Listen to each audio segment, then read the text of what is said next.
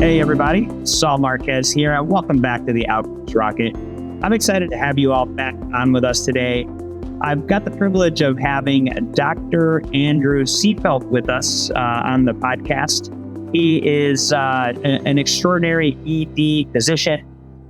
He got his doctorate in medicine from Penn State College of Medicine, did his internship at Harbor UCLA Medical Center, and just an incredible contributor to the community, as well as his role leading the emergency department where he is now. He's if you guys think the Seefeld name is familiar, that's because we had Dr. Andrew's brother, Matt, on the podcast before. So he's actually his twin. So with that, I want to kick it off, Andrew. I want to welcome you to the podcast and thanks so much for being. Thanks, Saul. Yeah, he's my doppelganger, Matt. We're identical to the core. Yeah, I'll tell you what, man. When I jumped on, he's like, "It's my twin brother," and I jumped on, and I'm like, "Oh my god! Like, is this Matt?" You guys look very, very similar. Yep. So, all right, and then similarly, you guys have gone through some areas of excellence and also areas of challenge. So, talk to us about your story. Tell us a little bit about you. Yeah, I mean that's a long podcast question. I can sum it up. About 6 years ago, 6 years and a month ago, I had reached a level of emotional and physical brokenness that I never thought was possible, and that had been a result of a lifetime of negative thought patterns. I'm not good enough. I don't do it right. That translated into a lot of behaviors that tried to kill me. Alcohol, drugs, these are behaviors that I used. Drinking alcohol, using drugs, they are behaviors that I used to quiet down a mind that was intolerable at times. My emotional states, how I felt, how I reacted to situations, how I interpreted data, external circumstances. The lenses that I looked through were skewed with the I'm not good enough. And that translated into a lot of sadness, which I ended up drinking away in some capacities, over exercising away, disconnecting from myself, disconnecting from my family. So 6 years ago, I was left kind of as a puddle on a floor. And what you see today, vibrant, energetic, as you described, extraordinary, which is great. I love that word. My existence is extraordinary today as a result of getting well. And my getting well really came at the level of emotion, which came at the level of thought. I had to go back in the past and see where this little parts of my brain that want to keep me feeling sad came from. And there's a liberation that occurred on the other side of the pain that I went into. And that's what I term, this process I really term today as emotional sobriety. And I've stopped in my practice. I do emergency medicine primarily, but I'm also entering the realm of addiction medicine. I've stopped focusing on substances. I've looked at levels of behavior. As humans, we operate, we choose behaviors that satisfy internal dialogues. And if our internal dialogues are less than, I'm not important, I'm not lovable, behaviors will reflect that. Behaviors drive change. Behavior is important.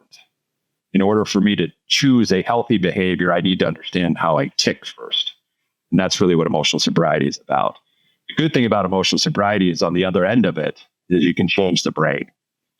The little parts of my brain, the memories and emotional centers that wanted to keep me kind of in this circuit of not good enough, that got transformed. That's called neuroplasticity, and that's real. And I'm living proof that it's real because I don't react to situations the way I did 6 years ago. I'm not left like a broken, empty shell anymore. And the beauty for the world is that I can give this back to the world because I've created a platform to do so. That's what my brother and I are doing with myLifeLink, which is an app that is free to download. That's what I do with my talks that I go around to schools, other venues. So I'm on this podcast, let's get the message out. We don't have to stay broken. I love that, Andrew. I love that a lot. And yeah, so this concept of emotional sobriety, let's unpack it a little bit more. I know it's been tossed out there and before. So help us understand what common understanding of it is, and maybe what you want us to take away from this concept and how we can benefit. Yeah, as humans, the moment we're born, we're taking in stimuli, what we see, what we hear. As we get older, what we read, and this stimuli translates into emotions. Emotions are unconscious; those are automatic. Fear, sadness, anger. I don't control my emotions. I can control my feelings. My feelings are a conscious reflection of how I interpret my emotion. So that's something that I actually can have control over. And that's brilliant, because if I don't like how I can feel or how I feel, I can change my interpretation of the circumstance, the stimuli itself, or I can remove myself from the stimuli. So I have some freedom there. The level of behavior is where most humans find breakdown. Thoughts and emotions don't kill us, behaviors do. So I was very depressed growing up. I got diagnosed with major depressive disorder, and I've tried to commit suicide in the past. So that is, the depression wasn't killing me. It was the behavior of suicide that was killing me. And if I had gotten help with the upstream thoughts that were leading to my sadness, then the behavior of suicide wouldn't even have been a thought. And you could say the same thing about alcoholism, drug addiction, all the other behaviors that we share, disconnection, social media, gaming, all that stuff. So it can all be problematic. So the breakdown occurs at the level of behavior. So emotional sobriety is, first and foremost, it's willingness to sit in my emotional state and not distract from it. So when I feel anger today, I sit in it. I don't react. I don't throw a tantrum. I sit in it. It's also a willingness to inquire as to why I feel the way I do. Often we don't ask why. We go straight into reactivity, and then we find breakdown. So it's in the why where my reshaping of the emotional centers of the brain occurs. If I don't ask why, I'm never going to understand. And if I don't understand, I can't regulate behavior. There's also a level of acceptance that comes with emotional sobriety. I'm a product of perfectionism. My parents were perfectionists, my dad especially. My twin brother will say the same thing. I did great stuff as a kid, and it still wasn't good enough. And my dad wasn't being mean. My dad was just being the way he was raised. You can do better. He was loving me through that, because that's, perfectionism, that's what we do. So there's a level of acceptance that comes that Andrew's going to put on his I'm not good enough glasses sometimes in the morning, and I'm going to interpret circumstances through those lenses. And you can change those lenses. It could be I'm not important, I'm not lovable, all these I call them thought addictions. We become addicted to our thinking patterns as children. We just don't know it. I realized that at 40, that I was addicted to not good enough. And that is where most of my breakdowns occurred in life, at the level of thought. So there's a level of acceptance that occurs with that. And quite honestly, I'm my number one comedy show today. 2024, I laugh at myself on a daily basis, sometimes minutes. I can go to work, I can read an email and be not good enough. And I just sit there, there you go again. That 5-year-old, doing his science project, and handwriting out Times Roman, because we didn't have computers back then, so there's a level of acceptance. And I'll finish with this. Emotional sobriety is about adaptive behaviors. Adaptive behavior is a healthy behavior. So no matter what I think, no matter how I feel, I will always choose a healthy behavior. So I have alcohol and drug addiction in my past. So alcohol and drugs are never going to be a solution for me again. I accepted that 6 years ago. So that's brilliant. So now I got to find a healthy behavior. I need to find healthy outlets. So regardless of what I think and how I feel, I will always choose a behavior that's in alignment with caring about others, caring about myself, loving others, connecting with the world. These are things that are opposite of what we quote unquote term, addiction and all the other crises that we're seeing. We're in a pandemic of emotional fragility right now. As a result of the pandemic, we've had lots of isolationism.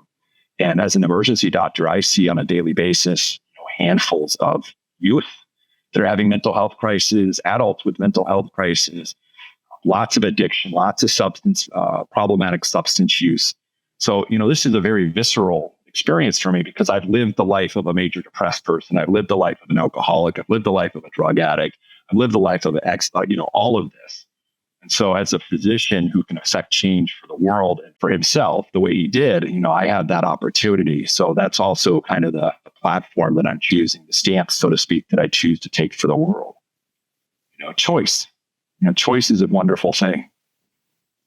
Yeah, I think it's fascinating, Dr. Andrew, that this idea of addiction to our thoughts. And, I haven't thought about that actually, to actually be addicted to a certain way that you think. Help us break that down and what's a good way for us to actually wake up? Because I would imagine that for most of us, we don't realize that we're addicted to a certain way. Right. So what I like to think about, and this is some deep-seated work here. And what I like to think about is we feel our thoughts. Think about that for a second. What do you mean I feel a thought? No, we feel our thoughts. Before I even know that I did I'm not good enough, I feel it here. I get a hot face. That's fight or flight stuff. I feel the physiology.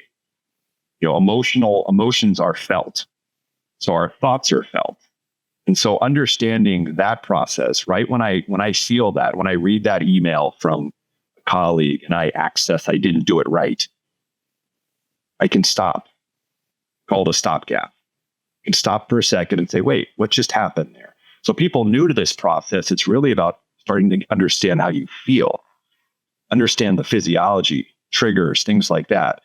So hot face, nausea, pit in your stomach. That's it. That's your nervous system is telling you something. That's where you stop and start to identify your thinking patterns.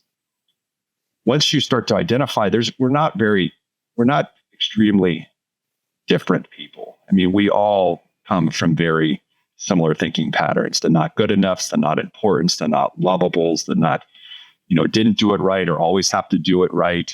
I need to be right. The self-righteousness, I'm always wrong. That's a victim. Some of us have lots of them. Some of us have few of them. And, we learn this as children.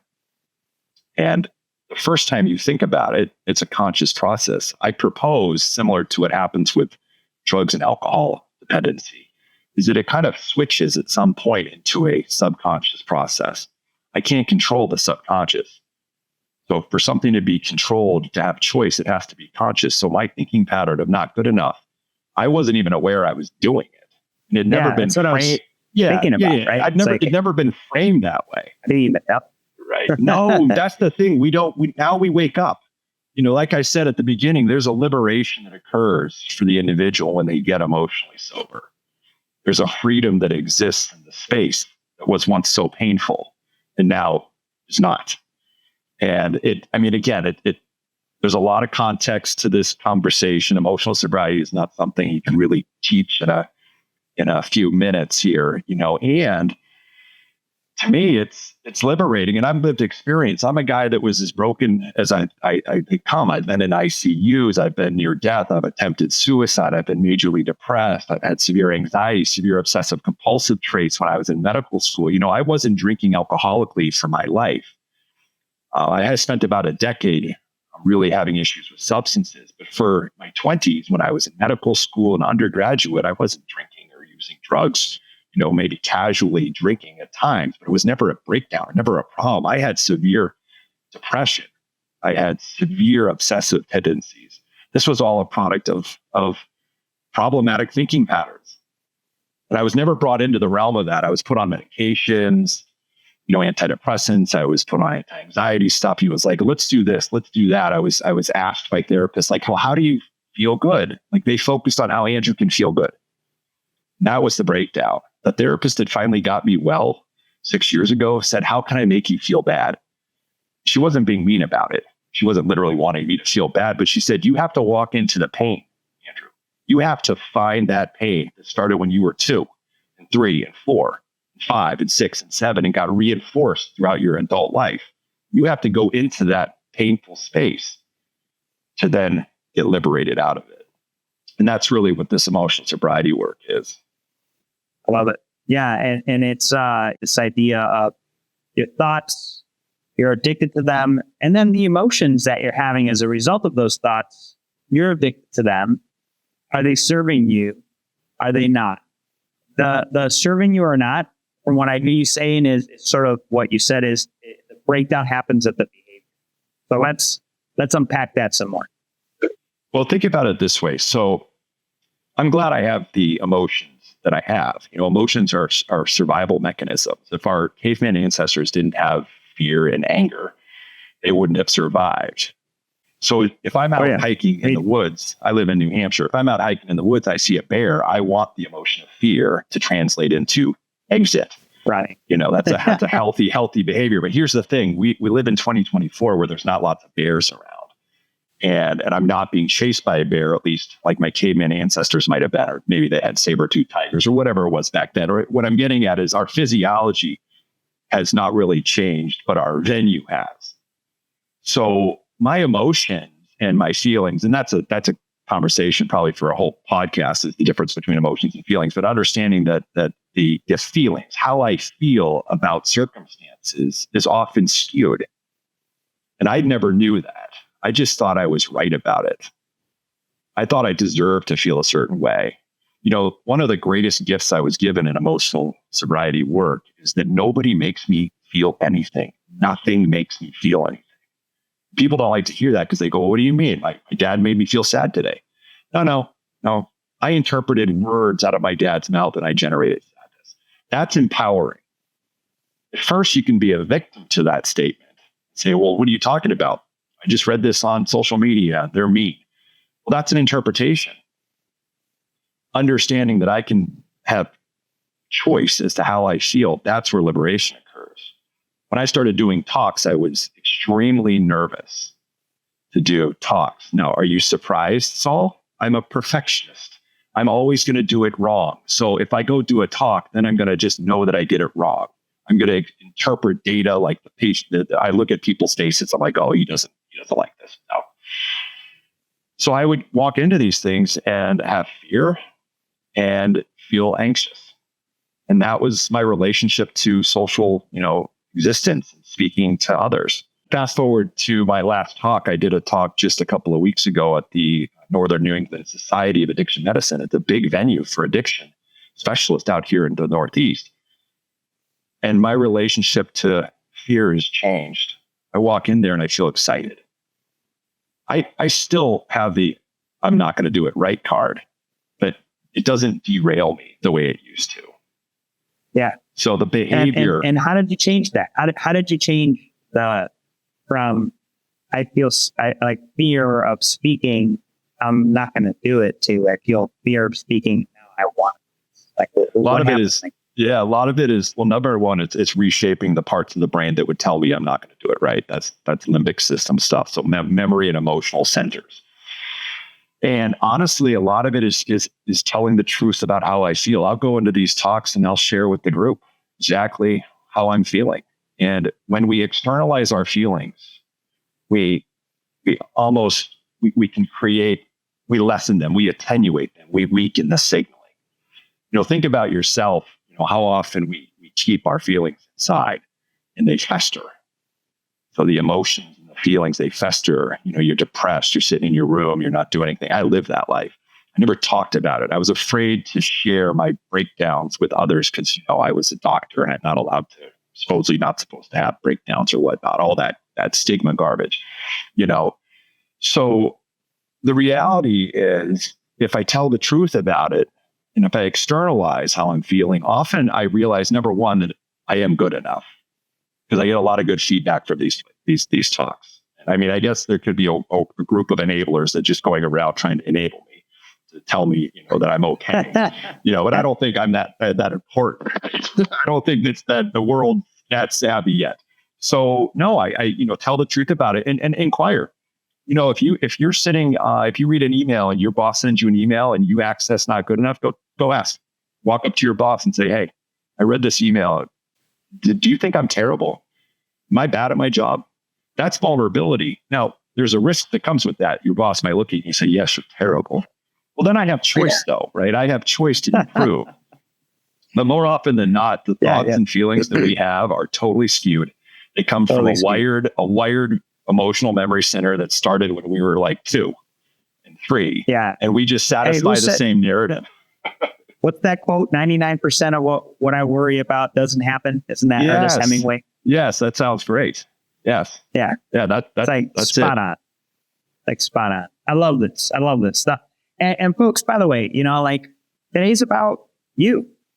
Today's about you and understanding you better. Understanding me better, and Dr. Andrew here helping us with his story.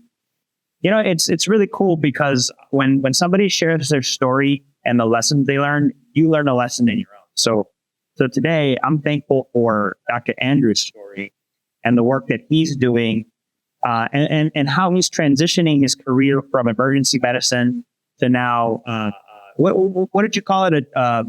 Addictive medicine?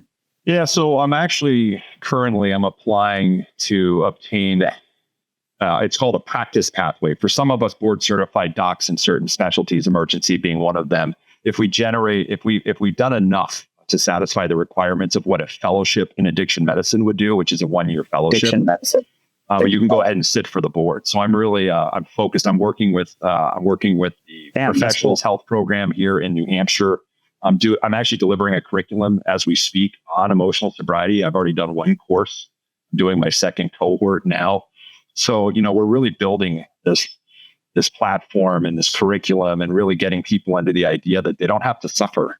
We don't have to be victims of our emotions, our thoughts anymore. And regardless, like I said, regardless of how I think and how I feel, I can still choose a healthy behavior, and that's liberating. I love that. Well, Andrew, I really appreciate you coming on, sharing this mission of yours, making our lives better as a result of it. If anybody that's listening or watching us right now wants to learn more, how can they get in touch with you, and where can they follow your work?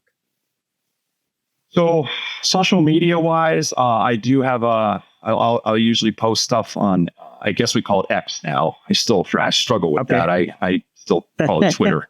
I'm still old Twitter, right? So sober, my little sober, SOB, and then capital ER _ doctor, DOCTOR. Oh, I like that. DR. I like that. Yeah, that was somebody had taken sober doctor. I was like, come on, there can't be 2 of us.